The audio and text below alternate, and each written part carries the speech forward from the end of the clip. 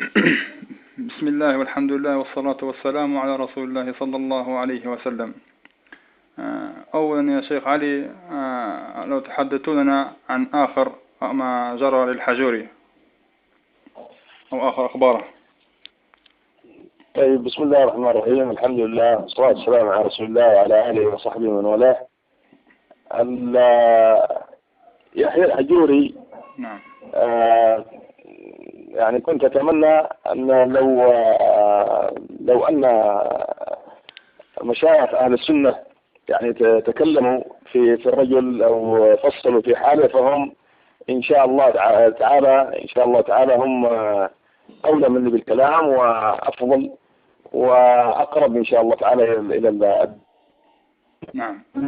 طلب أن نتكلم. فنحن نتكلم إن شاء الله بما نعرفه عن الرجل. أولا الرجل مآخذ منذ أن تولى التدريس على كرسي الشيخ رحمه الله تعالى. وأهل السنة عندما ينتقدون على الرجل لا ينتقدون عليه لمشاكل يعني خاصة أو كذا، إنما ينتقدون عليه لأمور علمية. فإذا أخذت على الشخص أمور علمية انتقدوا عليه بقدر هذه الأخطاء وحكموا عليه على حجم هذه الأخطاء. وهذا الرجل يحيى الحجوري هداه الله إياه منذ أن تولى التدريس وأخطاؤه ما زالت يعني تتوالى من خطأ إلى خطأ، والإخوان ينتقلون من مشكلة إلى مشكلة. والرجل الحقيقة لم يكن من الراسخين ولم يكن من العقلاء الذين يحاولون أن يستفيدوا من أخطاء غيرهم أو من نصائح غيرهم. أبدا، الرجل كان عنده شيء من التهور وعنده شيء من المجازفات. نعم. ونصحه كثير من طلاب العلم أولا قبل العلماء، ثم بعد ذلك انتشرت أخطاء عند العلماء. ونصحوا منهم من نصحوا سرا ومنهم من نصحوا كذا. في الأسف وجدنا في الحجوري الشخص القاسي. للأسف كان قاسيا، وبدل من أن يلين إلى من هو أكبر منه سنا وأعلم منه وأرسخ منه، بدل من أن يلين إليهم وأن يقبل منهم وأن يفتح صدره لهم، وجد العلماء منه قسوة رد عليهم بعنف، حتى يكاد أن تكون الدعوة السلفية اشتبكت معه تماما، وأن يكون المشايخ كلهم اختلفوا معه. ليس هناك أحد راضي عن الحجوري حقيقة، ليس هناك أحد راضي عن طريقة الحجوري. ومنهم من صرح وتكلم ومنهم من يسكت لمصلحة. لكن هل تجد أحدا راضيا عن الحجوري؟ أبدا، ما تجد أحدا راضي عن الحجوري عن طريقته. الرجل في دماج كان من طلبة الشيخ مقبل ودرس عند الشيخ وأعرفه شخصيا، أنا أعرفه شخصيا ونعرفه سواء. وكنا في حلقات الشيخ مقبل وكنا في حلقات الشيخ الوصابي محمد عبد الله الوصابي. الشيخ الوصابي أحد مشايخه. ودرسنا نعرفه تماما، ودرس مع بعض الإخوة الأفاضل الذي كانوا في تلك الأيام من المبررين في العلم. وما هي إلا مدة يسيرة إلا والرجل يعني بضع سنوات إلا والرجل تولى كرسي التدريس وتصدر التدريس على مستوى العالم الإسلامي. يعني ناب الشيخ مقبل حصلت له رحمة الله عليه بعض الظروف الصحية اضطرته إلى أن يغادر البلد، وتولى الرجل بدلا من أن يكون عليه نفس طالب العلم الهادئ العاقل الذي يطلب العلم بهدوء ويعلم إخوانه بهدوء. وطالب العلم الذي يوقن بأن الرفعة من الله سبحانه وتعالى ليست من حماسته وليست من زيد وعمر، إنما هي من الله عز وجل. بدلا من أن يسلك طريقة الشيخ مقبل الذي جاء الشيخ مقبل جاء من المملكة العربية السعودية، وهو وحيد وفريد وفريد. جاء وحده رحمة الله عليه وبقي يدرس الناس تحت الأشجار وكذا، وفي مسجد ليس معه إلا طلاب علم قليلين. واشتهر علمه واشتهرت حكمته واشتهر صيته وصدعه بالحق، ورفعه الله حتى أصبح أحد الأعلام الذين يشار إليهم بالبيان على مستوى العالم الإسلامي. رفعه الله بصدقه، رفعه الله بصبره وصدعه بالحق. كنا نتمنى أن هذا الرجل يبدأ متواضعا بين إخوانه وكذا، إلا وجدناه في بداية الأمر شديدا وقاسيا، حتى والله أقول بصراحة وبحق والله سود وجوهنا في فتنة ابن حسن. فتنة ابن حسن كانت سارت يعني العلماء ساروا مع ابن حسن سيرا علميا وناقشوه مناقشات علمية وردوا عليه، وصاحبنا يتكلم عليه بكلام ما يليق بمسلم فضلا عن طالب علم. يعني يقول من ضمن هذا الكلام يقول أبو الحسن خرج من بين الراقصات من بين الراقصات في مصر. سبحان الله، كأن الرقص في مصر فقط، ما عندنا حتى في اليمن. عندنا في اليمن حتى هنا رقص، وعندنا وفي الكويت رقص، وفي السعودية رقص، وفي كل مكان رقص. يعني كل شخص يخرج من هنا يعتبر خرج من بين الراقصين والراقصات. سبحان الله. المهم الرجل سود وجوهنا في الحقيقة، وكنا نستحي إذا ذكرنا الحيون نستحي والله.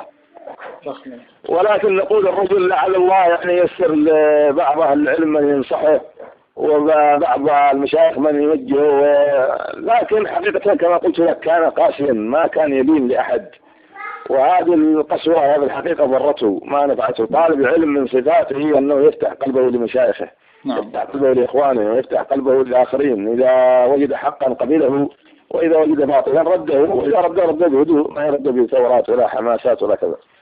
الرجل استمر هذا، ومما يوصف له أنه وجد طلاب علم يطبلون له يصفقون له، كلما جاء بمصيبة وجد من يطبل له ومن يصفق له، حتى يعني أوصلوه إلى هذه الحالة التي هو فيها. فالرجل عنده أخطاء علمية، ما نقول أخطاء فقط يعني أخطاء من حيث ألفاظه ومن حيث آدابه أو كذا، عنده أخطاء علمية أولا، وأخطاء العلمية كثيرة جدا، يعني سواء كان في الحديث أو في الفقه أو في العقيدة أو في جميع المستويات. حقيقة أخطاءه كثيرة، والسبب في هذا اشتغاله بالتأليف وتسرع بالتأليف. طالب العلم لابد أن يمضي فترة طويلة في قضية استقراء كلام أهل العلم والجلوس لأهل العلم والاستفادة من خبراتهم، الاستفادة من ملكاتهم، الاستفادة من علمهم. أما أن الإنسان يبقى مشتغلا بالتأليف متى سيتفرغ للتشبع من كلام أهل العلم. فالرجل أول ما بدأ يتولى التدريس بدأ يؤلف وبدأ كذا. متى طيب سبحان الله متى بدأت أنت تستقرأ؟ أنا أتعجب له كيف أنه درس المصطلح وكذا دراسة نظرية، ثم بعد ذلك بدأ يقفز على كتب الحديث حقق منتقى ابن الجارود، وحقق السنن الصغرى البيهقي، وحقق وهذا الحقيقة ما يعني هذا في الحقيقة في تقصير. طالب علم لا يبدأ بالتحقيق حتى تتكون عنده ملكة، يبدأ يكتب بحوثات خاصة به ويتركها عنده، وتمر عليه سنوات طويلة وهذه البحوث عنده، ويستفيد من التصحيحات والتصويبات وكذا حتى تمر عليه فترة طويلة يستطيع أن يكون قد قويت ملكته وقوي علمه. لكن صاحبنا الله يهدينا وإياه ويردنا وإياه الحق والصواب ما وجدنا عنده هذا الشيء، وساعده في إغلاق هذا الباب عليه، أنه كما قلت لك قاسي ما يقبل. وأنا والله نصحته في بعض الأشياء، نصحته أنا عن نفسي، أتكلم عن نفسي فيما أعرفه، ونصحه من هو أفضل مني وأعلم مني ونصحوه. ولكن للأسف آخر نصيحة نصحه فيها الشيخ عبيد حفظه الله تعالى على قضية التحذير من الجامعة الإسلامية. الشيخ عبيد يعني اعتمد في نصحه ليحيى الحجوري، اعتمد في صوت مسجل بصوته أنه يحذر من الجامعة الإسلامية بكلام واضح، كلام ظاهر، لو تأتي بشخص أعجمي يعني ترجع في الكلام سيفهم. هذا الشيخ عبيد نصحه وقال له يا شيخ يحيى أنت تحدث من الجامعة الإسلامية تقول حرام أن نرشد الطلاب إلى الجامعة الإسلامية، هذا تغرير وهذا كذا. كيف تحدث من الجامعة الإسلامية؟ ما حد سبقك بالتحديد. الجامعة الإسلامية ينشئت في عهد باز والباني وكذا والناس يعرفونها وكذا، ما يحذر منه سبقك بالتحذير. وإذا به يرد بمغالطات ولف ودوران وكذب وأنت احذر من رفقة السوء الذي عندك والذين يبلغونك. أنا اعتمدت على أشياء صوتية مسجلة بصوتك، لا تتوسع في الردود، اعطنا الخلاصة. هل أنت مقتنع بهذا الخطأ أو لا؟ لا، ذهب يسب الشيخ عبيد حتى جعل الشيخ عبيدا جعله خصم من خصوم وضمه إلى الحزب الجديد كما يقول الحزب الجديد. وهذا عبيد الجابري سبت الحزب الجديد، وعبد الله سبت الحزب الجديد، وسب وشتم رجل ما عنده أدب، والله رجل ما عنده أدب، رجل ما عنده أبسط الأخلاق للأسف. نعم نعم. ونحن بالحقيقة قد يقول قائل إن هذا الرجل لماذا ما تتكلمون عليه من قبل؟ يا أخي الكريم، نحن ليس لنا صوت حتى نتكلم ونحذر منه. نحن نراء علمائنا، ما قاله علماؤنا نحن معهم، ونحن نثق بعلمائنا الحمد لله. المشايخ عندهم نحن نحسن الظن فيهم ونقول عندهم إنصاف وعندهم كذا، صراحة نصحوا الحق، كلمة حق أن المشايخ نصحوا له، نصحوا صبروا عليه سنوات. وتحملوه، يا يحيى ارجع، يا يحيى صوب، يا يحيى حاول، ويتكلموا معه بالتي أحسن، سواء الشيخ الوصابي، سواء الشيخ أحمد الإمام أو الشيخ البرعي، وكلهم نصحوا له صراحة. نصحوا له وبالغوا في النصيحة لدرجة أنهم يعني يشكرون، يعني ما يعاب عليهم، والله يشكرون على هذه النصيحة. لكن الرجل كما قلت لك يعني كل من نصحه ألحقه بطائفة الحزب الجديد، من الحزب الجديد الذي هو في باله وفي خياله فقط. أما عندنا في اليمن ما في حزب جديد الحمد لله، كلنا سلفيون وعلى الحمد لله على كتاب السنة. والذي اتهمنا الحجوري اتهم الشيخ عبد الرحمن، واتهم يعني بعض الإخوة الحديثي، واتهم مجموعة من الإخوة بأن الحزب جديد. ونحن والله الذي لا إله إلا هو إننا نحارب الإخوان المسلمين من قبل أن يطلع على الكرسي يحيى الحجوري. ويحيى الحجوري طلع على الكرسي وهو يعرف أن نحن نحارب الإخوان المسلمين، حاربنا الإخوان المسلمين. وتحذرنا منهم ونتكلم فيهم وفي الخطب وفي الدروس وفي الجلسات الخاصة. ما نريد الحجوري بعد هذا، سبحان الله ما شفع لنا هذه الأشياء، ما شفعت لنا عند الحجوري. وإذا دي حزبنا حزب جديد وكذا وكذا. ضم بعض المشايخ الفضلاء، ضمهم خصوما أيضا، ضم الشيخ حمد بن هادي، ضم عبد الله البخاري، وضم جماعة من هذه المشايخ الأفاضل، ضمهم خصوما أيضا مع الحزب الجديد. سبحان الله. هو الطائفة الناجية المنصورة، وبقية الناس هؤلاء حزب جديد. الرجل مش موفق يا أخي، الرجل عنده أخطاء كثيرة، أخطاء في كتبه، في أخطاء في كتاب الجمعة، أحكام الجمعة وبدعها، وفي كتاب الطبقات، وفي كتاب المبادئ المفيدة، في كتبه كلها صراحة أخطاء. لكن أنا سأتأدب مع العلماء ولن أسبق العلماء. أقول عندكم الشيخ ربيع وعندكم غيره من مشايخ الفضلاء، نسأل الله أن يحفظهم لنا ولذلك في أعمالهم. ممكن هل تحذرون من كتبه، يعني هل نحذر من كتبه كلها أو من بعضها أو في تفصيل؟ أقول يسأل العلماء. أنا كنت عفوا المقبل، أنا كنت كلمتك قبل الظهر بأن اتركوا كتبه ولا تنتبعوا بها، لكن أقول أنا أرجع عن هذا وأسأل المشايخ. نعم أفضل لكم وهم أعلم مني وأرسخ مني. بارك الله فيك يا شيخ علي. نعم. لو تحصلت فرصة يا شيخ أن تسأل أحد المشايخ هناك في المدينة وفي مكة، ولو حصلت الشيخ ربيع وسألته هذا السؤال يا حبذا والله.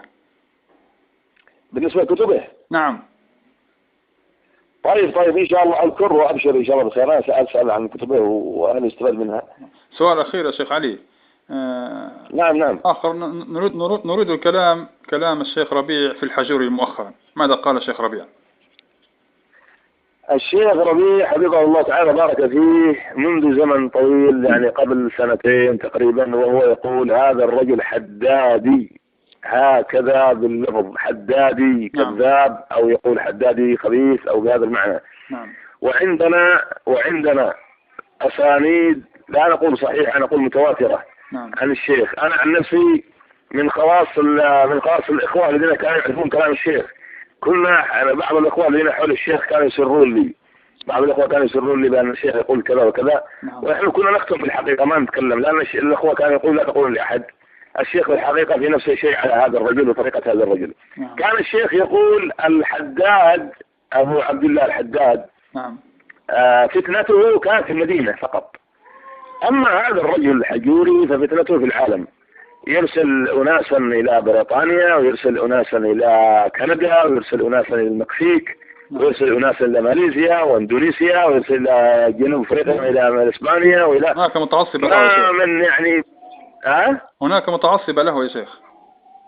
هناك متعصبة، لأن الرجل يقول الشيخ ربيع قال لماذا الرجل حريص على أن ينشر دعوته في هذه البلاد، هذه البلدان، يذهب إلى هنا وإلى هنا. كان يرسل ناس من أتباعه، أبو عمرو الحجوري وعبد الحميد الحجوري وحسين اليافعي ومجموعة من أصحابه المتعصبين له، يرسلهم إلى هنا وإلى هنا وإلى هنا. كان الشيخ يقول الشيخ ربيع قال حداد فتنته في المدينة فقط، ما حاول أن يصدر فتنته للخارج. قال هذا أسوأ، يحاول أن يصدر فترته الخارج. قال ما بيريد يعني يريد يمزق الدعوة السلفية في كل مكان.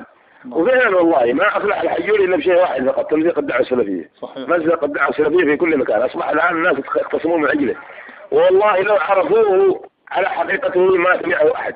نعم. أنا أعرفه أكثر ما أعرفه، أنا أعرفه شخصيا، أعرفه منذ أن كنا في طلب العلم معا في دروس الشيخ الوصابي، دروس شيخنا الشيخ مقبول، والرجل ما يستحق حتى ربع هذه الرفعة التي يعني صنعت له. نعم. والتي يعني عظم فيها تعظيما، يعني حتى جعلوا يمدحونه بأشياء ما تليق بالله بالراسخين من أهل العلم. نعم. الرجل بارك الله فيك الشيخ كان يتكلم من قديم، لكن اشتهر عن الشيخ في الفترة الأخيرة. الشيخ ثبت عنه بإسناده، حتى نقل عنه بعض مشايخ الفضلاء عثمان السالمي، عبد العزيز البرعي، نقلوا عنه يقولون حدثنا الشيخ ربيع أن الحجوري حدادي، هكذا منقول في الوحيين وفي كذا، ممكن أن تدخلوا أنتم الوحيين تشوفون.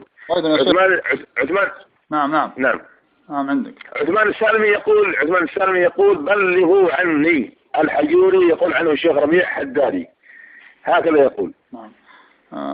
الرجل معروف يعني طريقته طريقة حدادية. وأيضا يا شيخ طريقة الحدادية، عفوا أنا بقول طريقة الحدادية أعلم أو أوضح صفة من صفات الحدادية حجم أهل السنة، حجم علماء أهل السنة، سحب البساط من أهل السنة، يعني تجريد علماء أهل السنة لمكانتهم عند الناس.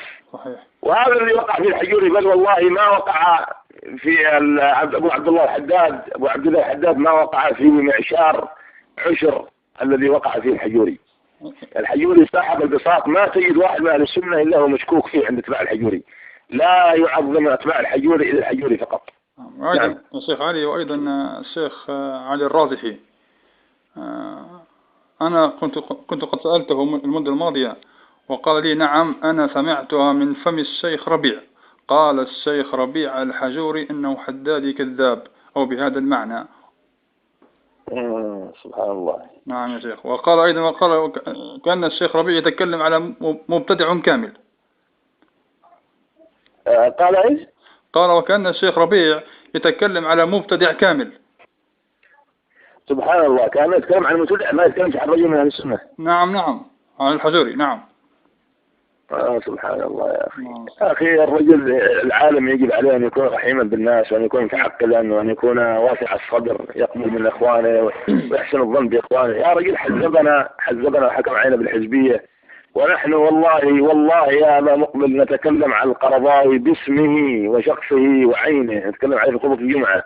نعم. والمسجد عندنا مليء ومكتظ بالعوام، ومع هذا نصدع بالحق، نرجو من الله سبحانه وتعالى يكتب لنا الأجر في البيان والتبيين والتوضيح. ومع هذا الحجوري ما رضي عنا. الحجوري يعني يتكلم هو بمن يريد، عنده هناك هو عنده طلاب علم، لكن نحن صدعنا بالحق يعني أشد وأصعب من صدع الحجوري. الحجوري يتكلم بين طلابه، لكن نحن نتكلم بين العوام. الحجوري يتكلم بكلمات خطيرة وهو بالحراس، ونحن نتكلم بكلمات خطيرة ونحن نمشي كذا بالشارع بدون ما أحد يحرصنا إلى الله سبحانه وتعالى. نحن والله إن كان هناك تقويم فنحن والله أفضل منه. نعم. وصدعنا بالحق أصدع منه، ولكن مع هذا الحجوري ما يكتب ولا يحفظ الجميل لإخوانه من طلاب العلم وكذا وكذا. يس شيخ علي. قلت لك بارك الله. نعم. إذا يعتبر الآن شبه يعني الكلام مفصول في الحجوري يعني. والله يعني هل الموضوع مفصول في حقه يعني أو غير مفصول، وهل يعتبر مبتدعا منحرفا أو ما زال يعني في المناصحة، أو أن أتباعه يجرون أو لا يجرون؟ والله أنا كما قلت لك هذا مقبل، إن شاء الله نحفظك هذه يعني أفضل أن لا أتقدم فيها بين يدي العلماء، هذه ترك العلماء. نعم. وهم أعرف مني وأرسخ مني. لأن الشيخ قد يقول قائل ما دام الشيخ ربيع قد تكلم فيه إذا هذا يكفي، إذا فصل فيه الشيخ ربيع. لا إذا قال حدادي يكفي لا شك، يعني لا شك أن هذه جرح مفسر وكلمة واضحة وما يحتاج إلى تفصيل، يعني الأمور واضحة جدا. لكن كما قلت لك بعضهم قد يستشكل، يعني قد يقول ما يقصد أنه على طريقة حدادية، ولكن هو ليس مبتدعا جملة تفصيلة، يعني قد يتأول بعضهم. نعم يا شيخ علي. نعم. الآن يا شيخ الطلبة الذين يدرسون دماج، هل منهم من خرج من دماج؟ ما حكم كيف؟ عفوا ما فهمتك. قلت لك يا شيخ الطلبة طلاب دماج، هل منهم من خرج من دماج الآن؟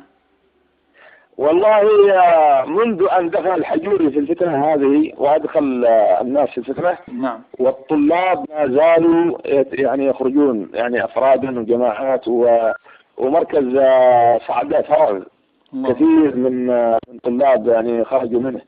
وكون الحجوري يكابر ويقول لا المركز مليان، المركز ما شاء الله، هذا مكابرة، وهو رجل مكابر ما يعترف بالحق أبدا. المركز أنا إذا جيت عندنا اليمن أنا يعني أثبت لك أن خرجت، ما أقول أفراد، أقول قوافل، خرجوا قوافل إلى معبر وإلى القرى وإلى، منهم من خرج إلى معبر، واسأل أصحاب معبر يقول لك كم اللي خرجوا من دماج، ومنهم من خرج إلى القرى في الأرياف، ومنهم من خرج إلى قريته رجع إلى بلده. نعم. وعندنا في عدن ناس خرجوا من دماج ورجعوا، بعضهم والله أثر عليهم تأثيرا سلبيا، يعني بعضهم حتى أثر عليه في ترك طلب العلم، ترك طلب العلم. فالرجل يعني مركزه حتى هو نفسه يشتكي أن من ذهب إلى المملكة وجلس مع الشيخ ربيع أن الشيخ ربيع يقنعه، وقال ذكر مثل علي الرازحي، مثل رشاد الحبيشي، مثل، فالرجل يعني علامات الحق يا أبا مقبل، الحق له علامات والباطل له علامات. صحيح. قال هرقل لأبي سفيان قال هل ينقصون أو يزيدون؟ قال بل يزيدون. قال لما أجاب قال هذه علامة هذا يعني علامة الإيمان إذا خالط القلوب أو بهذا المعنى. نعم. فمن علامات الحق أن أصحابه يزيدون، وأن الباطل يعني من علاماته أن أصحابه يقلون. والحمد لله والله أنا عن نفسي جاءني أكثر من 3 أشخاص يعتذروني وسامحنا يا أبو عمار احنا أخطأنا عليك وكذا وظلمناكم وكذا وإلى آخره. أما بالنسبة للشيخ عبد الرحمن فحدث ولا حرج، الذي جاءوه كثير إخوة، منهم من قام في مركزه وتكلم وتبرأ، ومنهم من جاء سرا في مجلس، ومنهم من يعني جاءوا يتبرؤون من هذا. والحمد لله ما في واحد منا رجل عاقل بعقله هكذا، عاقل نحسبه عاقلا يعني ذهب إلى الحجوري أو ارتمى بين يدي حوال الحجوري. الحجوري طريقته تنفر الخواص فضلا عن العوام. نعم. والله المستعان. نعم. إذا يا شيخ ننصر هذا الكلام عنكم يا شيخ. أنا ما عندي مانع، الله يحفظك. جزاك الله خير. وأيضا يا شيخ لو تسأل أحد المشايخ هناك في المملكة عن السؤال الذي قلت لك. أيوة. عن كتب الحجوري. أيوة. لو تسأل قصدي كتب عن كتب الحجوري يا شيخ، هل نقرأها أو أم ماذا؟ طيب إن شاء الله إذا يسر الله وتواصلت مع أحد الأخوة خليه إن شاء الله يسأل الشيخ ربيع أو غيره من المشايخ إن شاء الله. جزاكم الله خيرا شيخ علي. الله يبارك فيك يا أخي الحبيب يا أبا مقبل. بارك الله فيك، ونسأل الله أن ينفع بك الإسلام والمسلمين يا أبا عمار. وإياك إن شاء الله يا أبا صعيب. كنتك طيبة يا شيخ. طيب يا أبا مقبل رحمة الله على الشيخ مقبل. نعم أبو مقبل طيب إن شاء الله. والله أنا من حبي للشيخ مقبل كنيت نفسي هذا. وهو أهل الذي حب رحمة الله عليه، وهو أهل الذي حب. نعم لا شك في ذلك. نعم يا شيخ. رحمة الله عليه، وسأل الله يرفع درجته بالمهديين. آمين. توصي بشيء يا شيخ؟ الله يبارك فيك، جزاك الله خير. نتواصل إن شاء الله الأيام القادمة إن شاء الله يا شيخ. إن شاء الله. جزاكم الله خيرا. السلام عليكم ورحمة الله وبركاته. وعليكم السلام ورحمة الله وبركاته.